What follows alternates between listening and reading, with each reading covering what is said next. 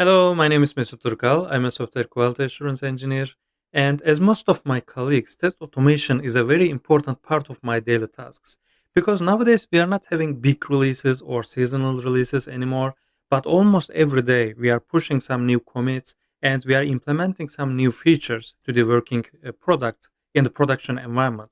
But even if not implementing new features, sometimes we are changing or updating the behaviors on the existing features, which means we are doing the continuous delivery and continuous integration. And accordingly, of course, this means we have to do the continuous testing as well, because we have to ensure that these frequent updates or frequent development activities do not break the working functionality. So we have to do continuously the testing and verification and validation activities. And in this way, we can continuously ensure the quality and improve the confidence in our team to deliver the best product to our customers. So, in these terms, test automation is very important because if we have only manual testing activities, of course, with solely manual testing efforts, it is not possible to catch up all the verification activities because there is a huge and comprehensive verification scope. So, doing this frequently, almost every day, with manual efforts, it will be not possible to catch up with to cover all the scope with limited resources in a limited time. So if we have already some implemented test code or the automated test executions, it will be much more easy to cover with a much more fast and reliable test execution activities. But in these terms, reliability and robustness or even stability is very important. So even if we implement test cases, are we having reliable results from these test cases? Or even if we automate all the test cases we already designed, does it mean that we are already catching all the possible or potential vulnerabilities or bugs? So we in this session we will a little bit talk about the potential risks or difficulties or drawbacks or test automation challenges. And of course, if we are talking about challenges or problems, of course we will talk about the solutions and some proposals to cope with this kind of challenges as well. So let's get started. As we briefly discussed, test automation has great advantages and benefits. First of all, it saves time because while we are doing the test automation or executing the test cases manually, sometimes it may take hours or even days. But while doing the same thing with an automated run, we can execute several scripts to hasten the execution, or even we can create some virtual machines to divide the whole suite into different subsets, and we can already utilize the parallel runs to reduce the total execution duration. And not only the execution duration, but also we can improve the coverage. For example, we can perform the same test scenario by providing different data inputs. So we can perform the data-driven testing to apply not only the positive scenarios, but also the negative test cases by providing or inputting some different negative data values or with some different data formats. So all this means we can already eliminate as we can reduce the manual effort. But beyond that, there are some scenarios in which we cannot do with only manual testing. For example, when we try to do the load testing or performance testing, we have to send lots of different concurrent requests. So we have to create several requests which will be sent to the servers, and we will be checking the responses or the responsiveness of the server. So for this purpose, of course, we cannot collect a lot of people who will try to send different requests at the same time, but instead we can just create those requests on our machines and resources, and then we can do these kind of load testing activities. So all these different aspects are great benefits and advantages which we can utilize by performing the test automation. But of course, there is a but side of all these advantages, and of course, there are some difficulties that we have to cope with. So let's start to discuss them one by one. The first difficulty that we have to cope with is the frequent updates or change, because since we are working in agile environments, it is very likely to see some updated behaviors. Initially, we design our features in a way, but after going to the customers or the end users, after getting some feedback from them, sometimes we update some changes or updates, and we try to improve the usability or even the functionality of some features. So it means that even if we implement the test scenarios to cover these use cases once, it doesn't mean that we can execute them forever without any maintenance. So sometimes we have to continuously maintain and pay attention to these test cases. Because otherwise, as we can see in the famous cartoon on this slide, sometimes the customer expectation is totally different than what we developed or design or provide to the customers or the end users. So this is the importance or the proposal to cope with the frequent updates or challenges. In addition to those changes or updates to the working functionalities or the features, sometimes even within the specific feature or use case, we may have some instabilities. For example, if we have A/B testing activities, we deploy different instances. This is why I have a cute canary in the slide. So we may have canary deployments including different instances, returning different results. So sometimes the results coming from different instances will not a match to our expected conditions, because in these cases we won't be able to know which instance or which version we will hit during our execution in advance. And there may be some different difficulties, namely testability. Some of the features are not easy to test, because especially if we are testing a subsystem in the whole system, and there are some different interactions and integrations to the other subsystems, and sometimes we don't have access to those other parts of the whole system. For example, let's assume a feature which is syncing our subsystem, which is under test, after a data is created on the other part of a system. So when a data or an instance is created in the other subsystem, our subsystem, which is under test, should sync itself by pulling the newly created object. But in this case, if we don't have access to create an object in the other subsystems, then how can we test this scenario? So we have to simulate or trigger this scenario to be able to check if the communication is done or the whole interaction is done properly. First of all, we have to create the data. But if we don't have access or right to do that, then we will be having some testability issues. We will not be able to trigger this condition because we will not be able to create the relative or relevant instances on the other subsystems.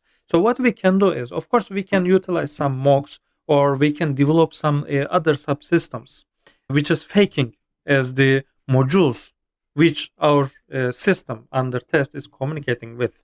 But what one initiative we can do in that regard is, we can communicate to the development teams, and we can try to find ways to improve the testability. For example, if we need some public APIs or other interfaces by which we can create some instances just for testing purposes, because we know that they will not be used in the real production environment, but just for testing purposes, to be able to trigger the condition that we need to perform this scenario, we can request some additional interfaces from them. And then after, with the help of development teams, if we have those interfaces through which we can trigger our expected conditions, we will be able to cover these testability issues. And one more thing, which may a little bit make things difficult for us, is the hardware modules. Because sometimes to perform or verify and validate the interactions which is done with the hardware modules, we have to simulate those kind of messages or the protocols, which is communicating the hardware modules with the software algorithms that we have in our system. Not only the hardware modules, but also the AI component is very likely to be seen in our products nowadays, because we know that today AI or the machine learning algorithms is a very important part of our daily life. So which means when we are developing some products or the features or the functionalities to our customers, it is very likely to include some machine learning algorithms to provide them the best user experiences. So when we are deploying or delivering our products, how can we ensure the performance of these kind of ML or AI components involved in our products? So of course, there are lots of different ways to improve the performance while developing the algorithm itself. But speaking in terms of the functional test automation point of view, how can we ensure the best performance coming from these AI modules? So it is a little bit tricky. And what we can do is, maybe we can perform several experiments, and we can do lots of different benchmark studies. But just from functional test automation point of view, it is almost impossible to perform or ensure the best performance of these AI components. And a little bit related to this issue, there is a non-functional aspect of the quality in our product that we are delivering or providing to our customers. It's not only functionality, but there are lots of different aspects of the quality. For example, performance, how responsive our services are, even when under load, the how is the performance of our services, or even the usability, how easily the end users can use our services. This is just the user experience and the usability aspect of quality. And of course, these all these aspects and dimensions are very important. Not only the functionality, but also all these other aspects of the quality are very important. So how can we ensure with the test automation? Of course, it is not possible to cover all these aspects, but we can support on top of all our test automation activities. We can do several studies, sometimes manual testing activities, sometimes exploratory testing activities, which means test automation will never enable us to provide a bug free software, or even the manual testing activities will never enable us to deliver a bug free software, because bug free software is not possible. And even testing is not possible. So we will always some issues or always have some bugs, but of course the priority of the severity of them are very important. So the important thing is try to minimize those kind of issues as much as possible, try to reduce the escape bugs as much as possible. So on top of the test automation activities, the manual testing is very important.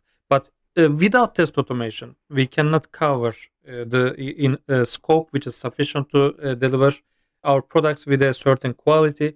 So test automation is very important as the baseline. But on top of that, we should never ignore the manual testing activities. Recently, as an initiative in our team, we performed a bug bash in which everyone in the team tried to use the products. So it was kind of a dog fooding activity, and we tried to find the issues, all kind of the functionality and the usability issues, and we found several issues. So we were questioning in the team, if this is the case, what are the automated test cases are covering? What are they finding?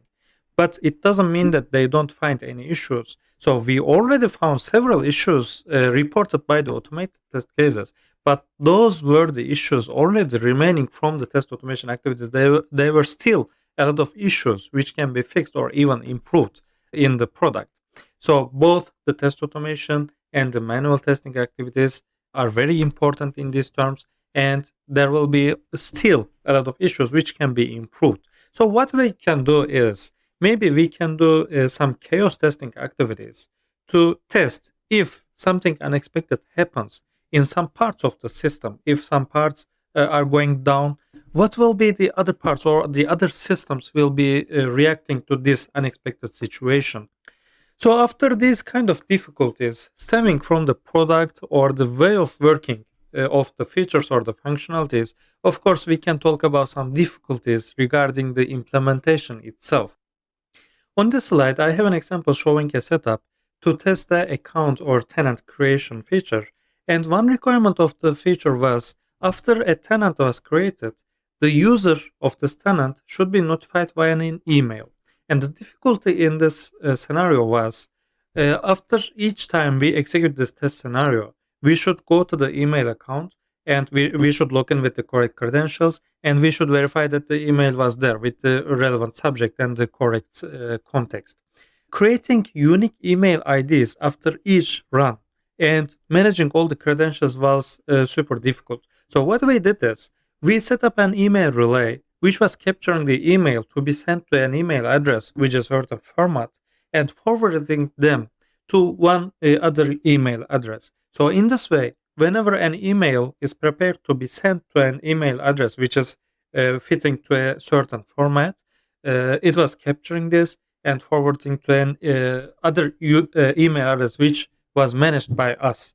But of course, preparing this environment and utilizing these servers to prepare the email relay itself was very difficult. So of course, we had to put some effort, and we of course should spend some time to prepare this test environment. But not only the test environment, sometimes the test code itself is difficult to maintain or difficult to implement, because as we already discussed about the front-end automation, sometimes the element locators are tricky to figure out, but even sometimes the normal algorithms to test the backend services, like sending the responses, preparing the correct format request, or even parsing the responses, sometimes implementing the test code is challenging. So we have to cope with this kind of difficulties, and we have to improve the ease of coding in our test automation framework. And not only the implementation, but also the maintenance is very important. And one aspect of the maintenance is the execution durations. So if our test executions are taking too much time, it means sometimes the features to be deployed are waiting for the test results. Because as we discussed in the beginning, normally we want to integrate our test executions into our pipelines to ensure that the frequent updates or changes do not breaking the working functionality. But each time, after each commit, after each merge request, if we are running test cases and if they are waiting or taking too much time, then after some time the team members will start to complain. I'm raising an MR and I'm waiting for hours to commit or to merge my commits to my updates, and test cases are really blocking our development activities. To avoid these kind of situations, we can try to reduce the execution time as much as possible.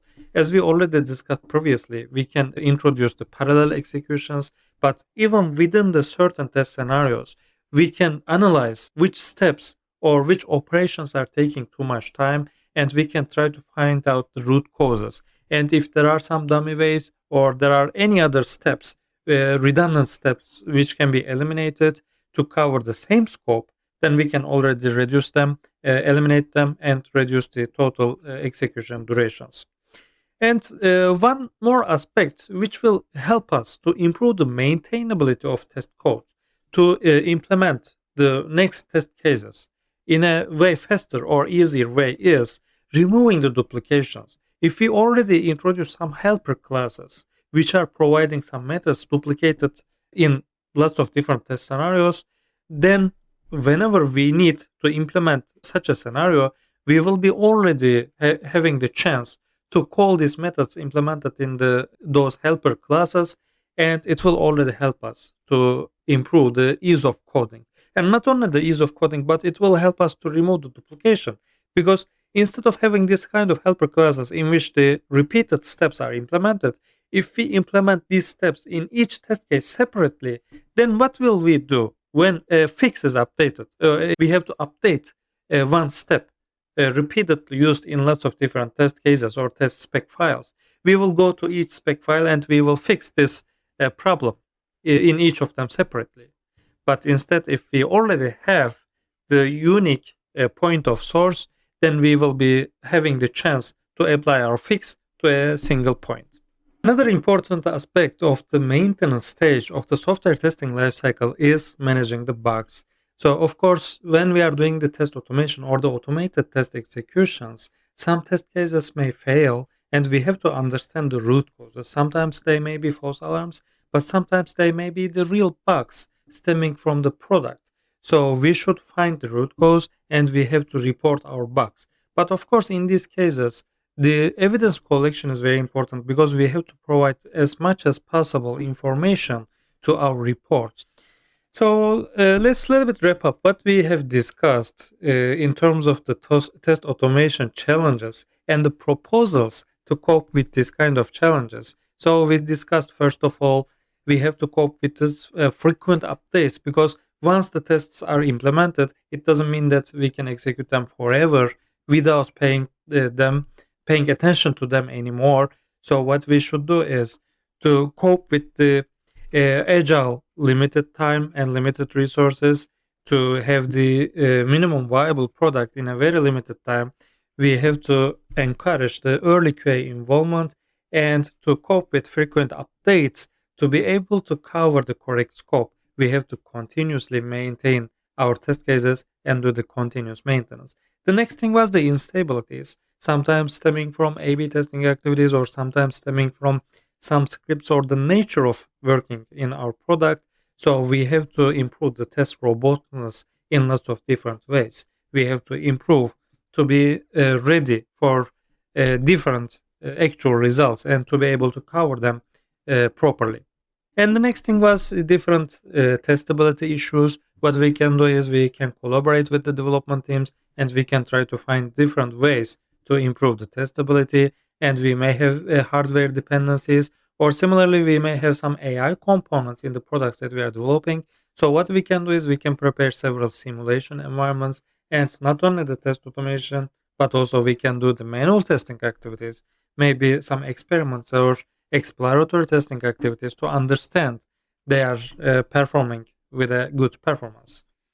And of course, functionality is not the only aspect of the quality that we are trying to ensure, but also the usability, performance, responsiveness, and maintainability, recoverability. All these kind of non-functional aspects are also very important.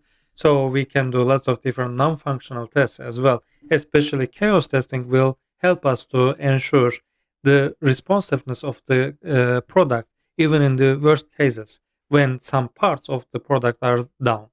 And one more aspect or the difficulty we have to cope with was the implementation itself. Sometimes we have to set up some test harness or test environment, and sometimes the implementation itself can be tricky. And in addition to implementation, the maintenance, the reproduction of the bugs, or the test execution durations are all related difficulties or the challenges that we can improve. So what we can do is we can try to reduce duplication, eliminate the duplication, and we can improve or encourage reusability in our test automation frameworks. So we can categorize these kind of difficulties. First of all, the frequent updates and the instabilities are the reasons stemming from the nature of the product or our implementation methods like agile methodologies or other working principles. And the second category can be considered as the testability or the components of the product. And thirdly, we can talk about the non-functional aspects, and then we can talk about the implementation, maintenance, or execution related difficulties. So we talked about lots of different difficulties, but of course, when there is a difficulty or there is a problem, of course, it means there should be some solutions which will help us to ease or solve these kind of problems. So the call for action should be you should list your problems or the difficulties in the test automation framework because there is always something to improve. There should be always some improvement rooms, and please try to fix them or try a lot of things to improve them and solve them as much as possible and adapt your solutions in the test automation frameworks. Thanks for listening and enjoy the rest of the conference.